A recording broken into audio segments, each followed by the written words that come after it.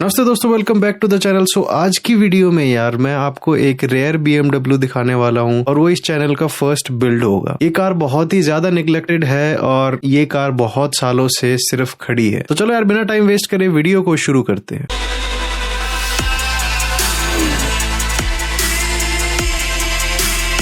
तो जैसे कि मैंने पहले बताया इस चैनल का ये पहला बिल्ड होगा and here it is. So अगर आपने टाइटल पर क्लिक किया था and if you are thinking this is clickbait, तो this is not the car I am talking about. तो हमारी F10 के जस्ट राइट हैंड साइड में here is the build I was talking about. This is a 1994 BMW E39 6 cylinder and it is a manual. ये BMW की 4th generation है जो कि E39 से काफी फेमस हुई है। ये कार जो आप देख रहे हो ये 1998 मॉडल है और ये अराउंड 70 to 80,000 किलोमीटर चली हुई है। अभी इसके अंदर बैटरी नहीं है तो हम चेक नहीं कर सकते, बट इसको हम इवेंचुअली स्टार्ट करेंगे and will do a proper build. जैसे कि आप देख सकते हो गाड़ी का कलर भी नहीं दिख रहा, इतनी ज्यादा मिट्टी इस पर केक डाउन है क्योंकि ये बहुत सालों से ऐसे ही खड़ी है। These are the original wheels and these are in a very good condition. इस गाड़ी को दोनों दरवाजों के बिना पार्क किया गया था क्योंकि इस गाड़ी के अंदर कोई भी डोर लैच अंदर या बाहर से काम नहीं करता। लेफ्ट की साइड का जो डोर है पीछे की साइड का, वो एक पूरी गाड़ी में ऐसा है कि जिसके अंदर डोर लैच काम कर, इसलिए ये आगे के दोनों डोर उतार के रखे हुए हैं। ये डोर भी है हमारे पास, तो हमको लॉकिंग मैकेनिज्म मंगवाना पड़ेगा और उसके बाद हम दरवाजे को वापस लगा सकते हैं। तो इस सारी मिट्टी के अंदर आपको प्रोबेबली इस कलर का पता नहीं चल रहा होगा। इस कलर का नाम है ब्रिटिश रेसिंग ग्रीन, जो कि काफी फेमस कलर है। 1990s के अंदर बहुत सारी कार इस कलर के अंदर आती थी, स्पेशली BMW। ये racing green first introduce Aston Martin ने किया था, उसके बाद काफी ब्रांड्स ने इसको फॉलो अप किया था। ये BMW E39 1995 से लेके 2004 तक प्रोडक्शन में रही थी। इसको बाद में रिप्लेस किया था BMW E60 ने, जो कि एक 5th जनरेशन है और ये E39 एक 4th जनरेशन 5 सीरीज है। पेंट बहुत ज्यादा गंदी कंडीशन में है और इसको एक प्रॉपर वॉश की सख्त जरूरत है। तो ये वाली BMW के अंदर काफी सारे ऑप्शंस है, जैसे कि स्टीयरिंग व्हील पर आप देख सकते हो इसके अंदर कैसेट चेंजर है, CD चेंजर है, BMW का फोन है और ये सारे ऑप्शंस काफी महंगे होते थे पहले। छत पर आप देख सकते हो कपड़ा रोकने के लिए किसी ने यहाँ पर सपोर्ट बार लगाई हुई है, बट ये सारा निकाल के हम इसको दोबारा रीफिनिश करेंगे। और क्लच इसका फॉर्चुनेटली अभी प्रॉपरली काम कर रहा है और गियर काफी ज्यादा स्मूथ है।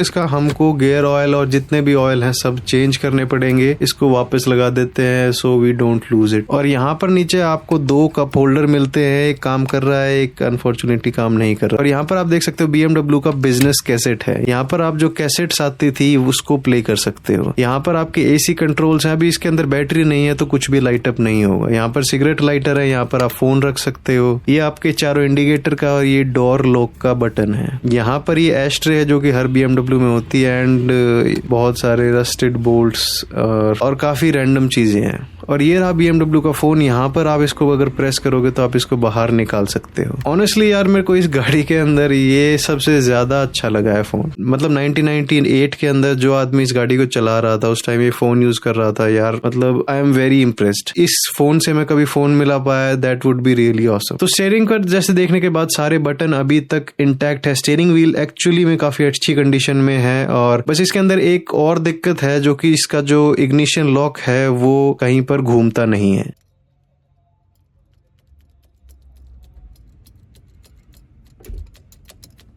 और स्टीयरिंग के अंदर टिल्ट फंक्शन भी है जो कि मैनुअल है, इसके अंदर ऑटोमेटिक नहीं है। इसके अंदर हालांकि ऑप्शन आता था। इसके अंदर रियर ऑटोमेटिक सनशेड भी है जो कि आपको यहाँ पर पीछे दिख जाएगा, जो कि आजकल की गाड़ियों में भी आता है। फोन को वापस लगा देते हैं यार मीनवाइल, ताकि हम इसको फर्दर डैमेज ना करें। जैसे कि देख सकते हो यहाँ पर ये मैनुअल हैंड ब्रेक है जो कि आजकल काफी रेयर है, BMW के अंदर नहीं आता। और ये रहा लाइट स्विच। गाड़ी बाहर ऐसे ही खड़ी थी तो अंदर बहुत ज्यादा स्पाइडर वेब्स है। और 1998 मॉडल के होने के बावजूद इसके अंदर प्रोजेक्टर हेडलैम्प्स दिए हुए हैं एज यू कैन सी। इसके अंदर शायद हम एंजल आई भी इंस्टॉल कर सकते हैं आगे जाकर।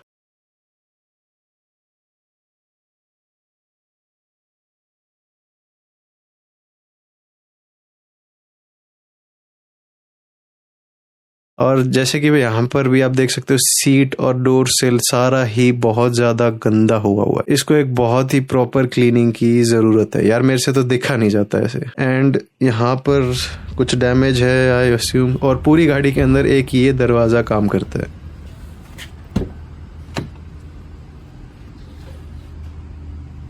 यहाँ पर automatic windows of course, leather seats are in a good condition. पीछे यहाँ पर आप सनशेड देख सकते हो, जो रियर सनशेड है।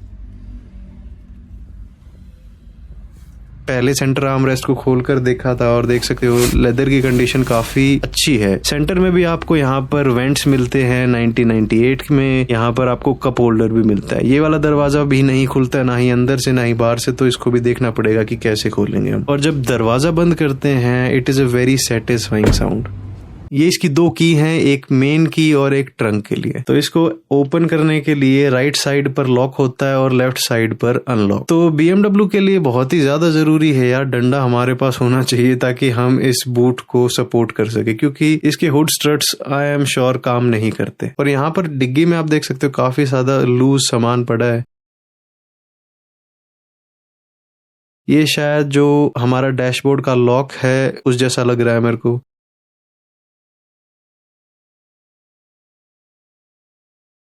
ये आई गेस डोर की ट्रिम है क्योंकि क्रोम है। ये शायद ड्राइवर साइड का डोर लॉक होगा। और रैंडम सामान काफी रिलीप है अंदर। यहाँ पर फिगर आउट करने में भी मजा आएगा कि भाई क्या क्या किया हुआ है पहले प्रीवियस ओनर ने। बैटरी यहाँ पर नहीं है, ऊपर फ्यूजेस के साथ छेड़खानी जरूर की होगी, तो हमको इसको भी देखना पड़ेगा।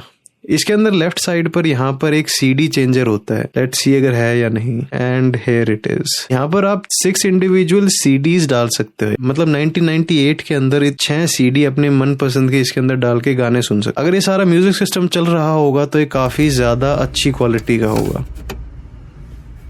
लाइट के पीछे यहाँ पर रस्ट स्टार्ट हो चुका है, तो इसको भी हमको फिगर आउट करना पड़ेगा। ऊपर टूल किट के अंदर कुछ भी नहीं है। इनफैक्ट टूल किट का जो एक लॉकिंग नट होता है वो भी नहीं है। तो ये गाड़ी भी 525D है और मेरी गाड़ी भी 525, और दोनों ही 6 सिलेंडर इनलाइन 6 सिलेंडर है। इस गाड़ी में और उस गाड़ी में कम से कम 13 साल का फर्क है। मेरी वाली 6th जनरेशन है और ये 4th जनरेशन है। तो यहाँ पर ट्रंक का जो लैच है वो भी मिसिंग है, और एटलीस्ट एक चाबी से तो खुल रहा है अभी। तो उसके बाद चलते हैं यार इंजन की तरफ, जो कि इसका सबसे मेन पार्ट है, जो कि एक इनलाइन 6 सिलेंडर डीजल इंजन है। यहाँ पर मेरी एक फ्रेंड हेल्प कर रहा है क्योंकि यहाँ पर भी हुड स्ट्रट्स जो हैं वो खराब हो चुके हैं, तो अपने आप ये बोनट उठेगा नहीं।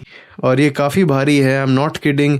इसकी एक खिड़की 2 आदमी भी आराम से नहीं उठा सकते। तो यहाँ पर देख सकते हैं BMW को ओरिजिनल फ्यूल पंप लगा हुआ है। As you can see this is a very good example of this engine. तो अगर इसमें कोई कूलेंट का इशू है, जो कि इन गाड़ियों में काफी होता है, तो अगर हम इंजन ऑयल कैप को निकालेंगे तो नीचे कोई व्हाइट या क्रीमिश सब्सटेंस होना चाहिए। कैप को देखने के बाद ये परफेक्टली फाइन है। और नीचे आप देख सकते हो यहाँ पर कैम दिख रहे हैं और टाइमिंग चेन दिख रहा है, जो कि काफी ठीक लग रहा है। बट आई डोंट नो ये आखिरी बार कब इसका इंजन ऑयल चेंज हुआ होगा। इसको स्टार्ट करने से पहले इसके सारे ऑयल को चेंज करेंगे, हम फिल्टर्स को चेंज करेंगे, जो नहीं मिलेंगे उसको साफ करके वापस लगाएंगे। मीनवाइल सीधा ही स्टार्ट करने का कोई मतलब नहीं बनता। इस इंजन के अंदर जो इनलेट मैनिफोल्ड है उसके अंदर स्वेल फ्लैप है। अगर वो स्वेल फ्लैप ब्लॉक नहीं किए हुए प्रीवियस ओनर ने, तो वो स्वेल फ्लैप टूट के इनटेक में गिर सकता है, जो कि इस इंजन को डिस्ट्रॉय कर देगा। सबसे पहले इग्निशन स्विच को सॉर्ट आउट करना पड़ेगा, उसके बाद मेरे को ये मैनिफोल्ड का देखना पड़ेगा, क्योंकि स्वेल फ्लैप का कोई पीस अगर इनटेक में गिर जाता है तो ये इंजन कोई काम का नहीं है। मतलब it will require a engine rebuild, और इसका सामान तो भाई इंडिया में वैसे ही नहीं मिलता, तो इंजन का तो